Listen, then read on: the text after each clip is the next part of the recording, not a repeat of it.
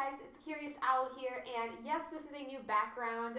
So as you guys may be able to tell with even the echo that might be going on in this room, I'm filming in my apartment. So as you guys may have seen in the last several vlogs I put up over the course of the week, this past week, I moved into my apartment, started the first week of school, and ran into some technical difficulties with my laptop that were thankfully remedied. And so I am back to getting to filming and stuff. I've got a few videos I'm thinking of coming out with.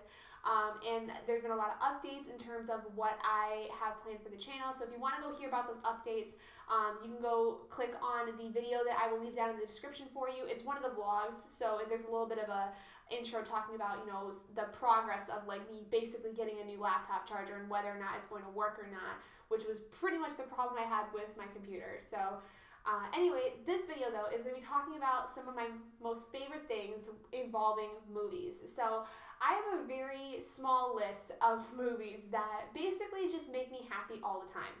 There are movies that no matter what kind of mood I'm in, even if I'm, you know, super happy, I'm in a great mood, I'm in a good mental space, there are movies that I can rely on to always make me feel better for one reason or another.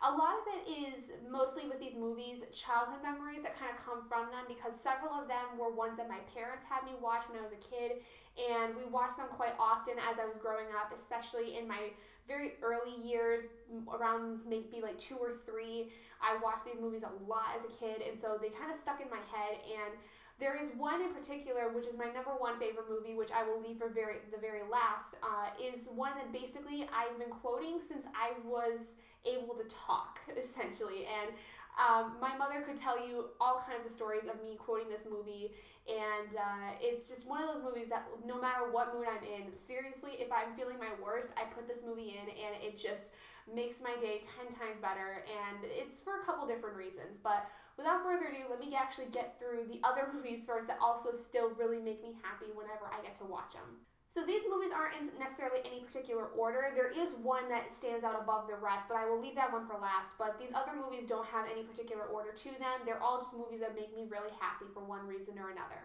The first one is The Princess Bride, which was a movie that was made in 1987. It's a little bit of an older movie, but it's considered a cult classic and is very quotable. A lot of my friends know this movie, but it's mostly because their parents had them watch it, and was one that my parents had me watch when I was very young.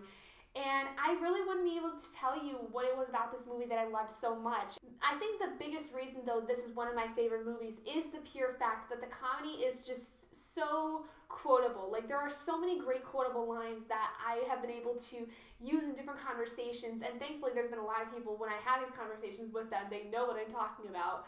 But just for some reason, this movie brings back so many good memories of my childhood, and just always makes me happy to hear a line from the movie, because it's just one of those movies that makes me feel good inside.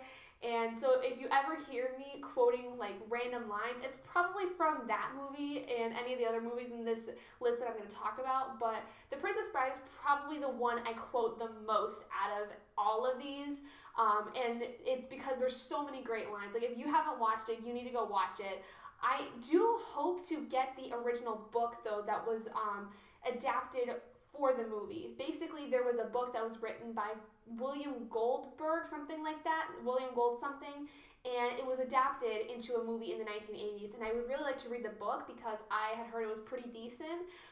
So that's an endeavor waiting to happen. I know it's on Amazon, I've seen it on Amazon, but I just need to actually be able to get it.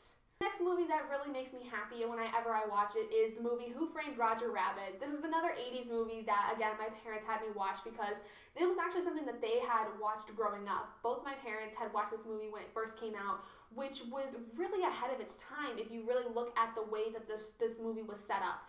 This was a movie that basically took real-life scenes and incorporated cartoon characters, well-known cartoon characters from Looney Tunes, from Disney, from what was kind of starting to become like the really big cartoon characters. Everyone under the sun you can think of. Woody Woodpecker, Bugs Bunny, Mickey Mouse, everyone you could think of. And then there was a couple other characters that were thrown in there that were not either well known or were made up for the movie. But for its time, this movie was so well done in terms of cinematically how the characters were able to be placed in the scenes and not look like they were super out of place. Like, they just felt like they were meshed so well in with the real life scenes. And just, I love the story. It's a mystery story dealing with a character named Roger Rabbit who is framed for the murder of this man named Marvin Acme, who is essentially the head of Acme Studios, who is seen all the time in the Looney Tunes cartoons. And when they're trying to find out who is the real killer, Roger's kind of on the lam, and they're trying to figure out with this detective named Eddie, they're trying to figure out basically who really committed this murder and can they get Roger's name cleared basically. And there's a lot of intrigue, there's a lot of twists and turns that I remember as a kid was being really shocked by. I really just loved a lot of the people that were involved with this movie too, because it was a really good cast of people, good cast of actors, and just one of those movies where like the thrill of watching the mystery kind of unfold was something that I was not familiar with at a young age. It was kind of the way that I started getting into mysteries and thrillers of that kind, even though it was really bogged down and really childlike because this was supposed to be for a much younger audience, but did delve into some very adult themes that, looking back on, I didn't catch as a kid. But having recently watched it, like probably about a month ago, I realized there are some much more darker themes that are involved with this story. And that's one of the things I love about rewatching some of my favorite movies, is that I catch these things that I didn't catch when I was a lot younger, and I can explore and expand on them now more so that I have a better idea of what those themes and things that are involved with the movie are about. The next movie that really brings a lot of happiness to my soul is actually a series of movies that was an adaptation from a series of books, and that is the Lord of the Rings movie series that was adapted from the Lord of the Rings series by J.R.R. Tolkien. As you guys may know, I have a tattoo on my left arm that is essentially, I can't really get a good angle of it because it's really on the side. There you go. So this was the first tattoo that I ever got, and this is supposedly the word courage in Elvish. And the reason I got this tattoo was because Lord of the Rings is one of my favorite series, one of my favorite book series, and the movies are probably some of the best adaptations of books I have ever seen. I think that Harry Potter and Lord of the Rings are two series that really just nail things on the head when it comes to scenes that are involved with these movies and making sure that things are really as accurate to the books as could possibly be. I will say it's not perfect. There is a scene, or there is basically a storyline that was included in the Lord of the Rings movies that was not really delved into in the books that I was not really okay with at first, but as I've gotten older and have looked at the books in a little bit of a different light and a different perspective, I've understood why the movie makers and directors and writers basically had incorporated this storyline. If you're not familiar with the books or the movies, then storyline I'm kind of talking about just basically involves a romance that between two characters that was never really expressed in the books, but it was expressed in the movies. So it was at first a little weird for me because I'm like, that's not accurate, that's not something that really happened. You didn't see that at all in the books, but as I've gotten older, I've realized that that was actually okay because it made sense to incorporate that, not only for the female population that would be coming in to see the movies, because females enjoy watching romance typically. They like seeing movies with romantic aspects because it draws them in a little bit more, but also it made sense for me because it should have been incorporated in the books, in my opinion, but because it was more focused on the lore and the fantasy and the journey in the books, it made sense to not keep the romantic aspect in there. So I did appreciate in the end kind of what the directors and writers did with these two characters and their romantic involvement, because I think that it kind of just fleshed out the world a little bit more and kind of the rules associated with two people that are from different kinds of races of people being involved with each other. The next set of movies that I really do enjoy watching whenever I get a chance to is the Harry Potter series. I think that it's because it's one of the best adaptations of books I've seen ever. I really think that especially the Sorcerer's Stone and Chamber of Secrets hits the nail on the head. Even Prisoner of Azkaban really hits the nail on the head with the adaptations. Movies 4 through 7, I'm kind of iffy on. I don't really know if they're as good. They're definitely not as good as 1 through 3, but Sorcerer's Stone, Chamber of Secrets, and Prisoner of Azkaban are some of the best adaptations I've seen of these books. And just anytime anyone mentions anything about Harry Potter, I get really, really giddy because it's one of my favorite series of all time.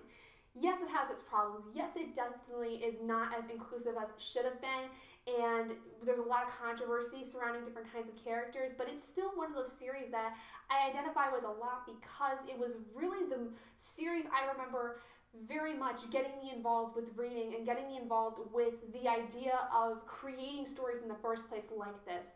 And many of you guys may know I also have a Deathly Hallows tattoo on my right wrist because this is basically the thing that really signifies to me the Harry Potter series, because the whole story is really revolved around this that you find out much later on. And I don't know, I think the overall look of the movies too just makes me very happy because it really just screams magic and it screams, fantasy and happiness, and just the first movie just makes me so happy to watch Harry go to Hogwarts for the first time and just seeing everything for the first time. It's just always such a warm and fuzzy feeling, I think, that fans of the movies and the books even will truly appreciate. The next movie that I would like to talk about is actually a sequel, and it is the second Mummy movie made in 2001 called The Mummy Returns. This is the one that had The Rock in it and essentially kind of continues a story that was done in the first movie.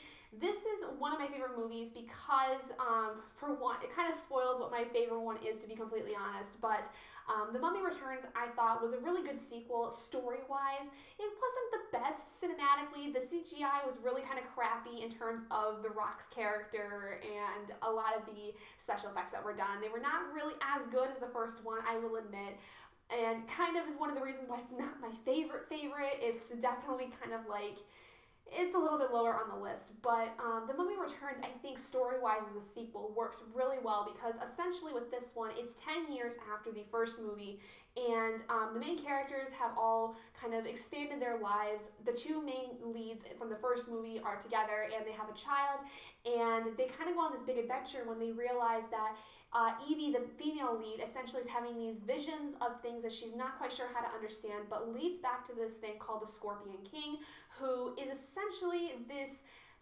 man 5,000 years prior who gave his soul to Anubis in exchange to lead his army, and when he was done, was sent to the underworld to wait for 5,000 years for his soul to basically be revived, and then the person who was to go after him is supposed to kill him and either use his army to destroy the world or send his army back to the underworld. And Evie, Rick, and the other cast basically have to go and search for Alex, who is Rick and Evie's son, because he is essentially the one that's leading them to where the Scorpion King is, and he gets kidnapped by this group that is basically trying to go to find the Scorpion King and use his army to destroy the world.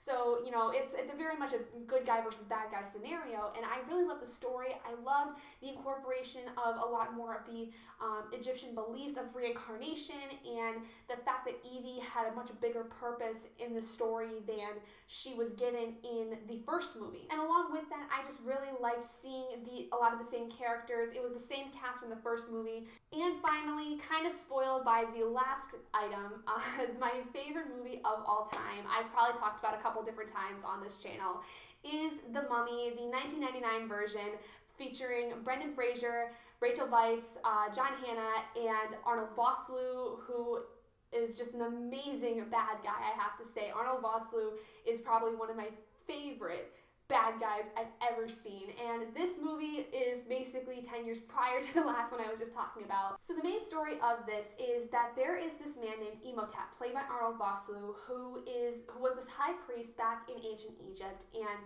he and this woman named Anck-su-namun, who was originally the pharaoh's mistress, killed the pharaoh. And in order for them to be able to escape, Anck-su-namun kills herself and tells Imhotep to bring her back to life so that they can be together and they can run away, basically. Well, that doesn't go according to plan, and Imhotep actually ends up being buried alive and cursed with this really awful curse that essentially states that if he's able to come back to life somehow, he will bring destruction to the earth. Fast forward to about 1926, the late 1920s basically, and there is this character named Rick, who is originally a army, French military kind of guy, but he's actually American. There's a whole backstory that I can go into with this that I would love to make a video on if you guys would like to maybe talk about it, but there's so much that's involved with this story.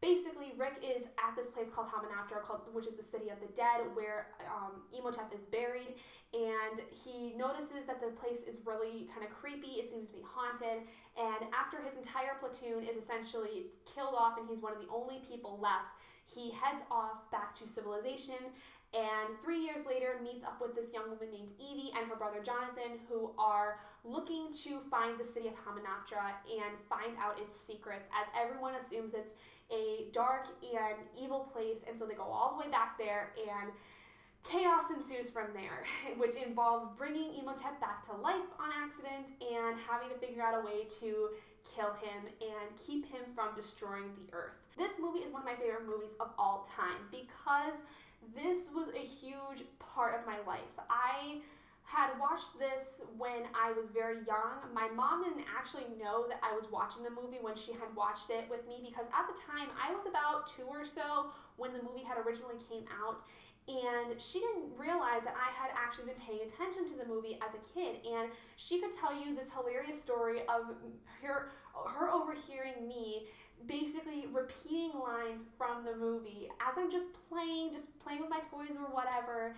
And it's one of the most funniest things to hear about, because I just start sputtering out this line that she has no idea how I know it, because she doesn't know that I watched the movie and didn't realize that I loved the movie so much. And growing up, even as a young kid, like I learned the patterns of the movie. I learned when the scary parts came on, when the scary music was coming, and I would hide until I could hear the music basically of the movie basically just go back to normal. I have vivid memories of this from when I was a young kid, running back to my bedroom, waiting for the music to change from the bad music to the good music, and coming back out and watching more of the movie until the next bad part came. And it's not just for the nostalgia factor. This movie also did a lot for me personally, because it got me involved with studying a lot of ancient Egypt, and is a huge reason as to why I'm so determined to, study a lot of things really, really in depth, because I spent a large majority of my life collecting material about ancient Egypt and collecting encyclopedias and different things about ancient Egypt. My sister and my mom actually, for my birthday just this past July, bought me a bunch of stuff, little figurines and stuff of different Egyptian figures, and they even bought me a necklace that has like a little cartouche, which is essentially a little amulet that has kind of like different ancient hieroglyphics.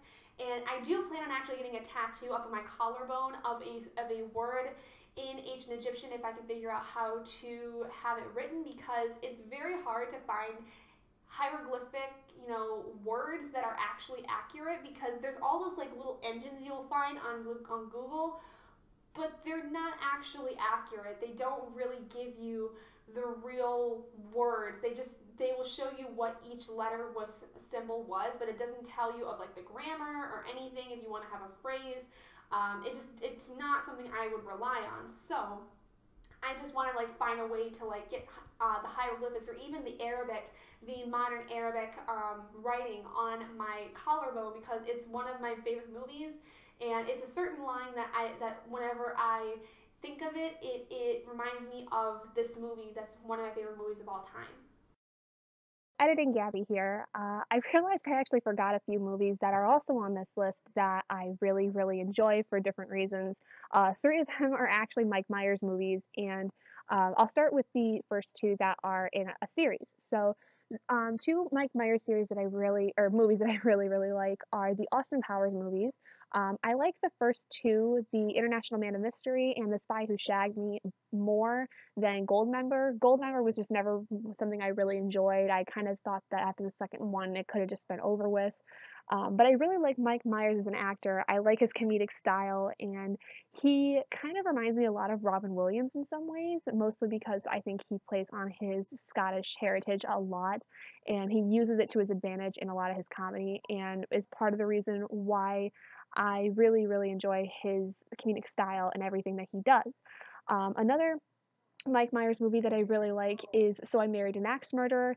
This was a movie that I really didn't know anything about. Like, remember watching it as a kid, but I never remember what the story was about until I watched it like when I was 13, maybe somewhere between the ages of 13 and 15. And it's one of my dad's favorite Mike Myers movies, and I really, really enjoyed it. It's a very quotable movie in some ways. Like there's some really funny quotes that I really liked that really just stick with me throughout this entire movie, and it's just really, really funny. Then the last movie that I totally forgot to mention is Practical Magic. This is a Sandra Bullock and Nicole Kidman movie that is absolutely wonderful. If you have any interest in witches and Wiccan culture, this is a good movie to start off with to learn kind of some of the basic ideas of it. It doesn't really go into Wiccan culture essentially, but it kind of gives you the basic ideas of what people within Wiccan culture can do. But something to keep in mind is that those that practice witchcraft are not always Wiccan, and those that are Wiccan do not always practice witchcraft. That's like one of the most important things to keep in mind throughout this entire movie. But it's a really good romantic story and also just a really heartwarming story. I always cry at it no matter how many times I watch it, and it's just a really, really sweet movie. So that's all, and here is the end of the video. Sorry again for forgetting these ones, but these are some other really important movies that always seem to make me happy in one way or another. So there you guys go. Those are all of the movies that basically make me the happiest person on earth. It doesn't matter what kind of mood I'm in. These movies will always make me really, really happy. And I just really, really want to show my love for these movies. And I hope that if you guys haven't heard of these movies, that you will go and watch them yourselves. I don't think many of them are on Netflix because some of them are a little older, but you could always see if they have them in your local movie store or something, or you probably could get them for very cheap on Amazon or whatever kind of movie store you're looking for. But let me know what your guys' favorite movies or even TV shows that make you super happy are down in the comments below. And if you've watched any of these movies yourselves and what you thought of them. I know that some of these movies are ones that not everyone loves. I totally respect that. I respect everyone's opinion and ideas on different things.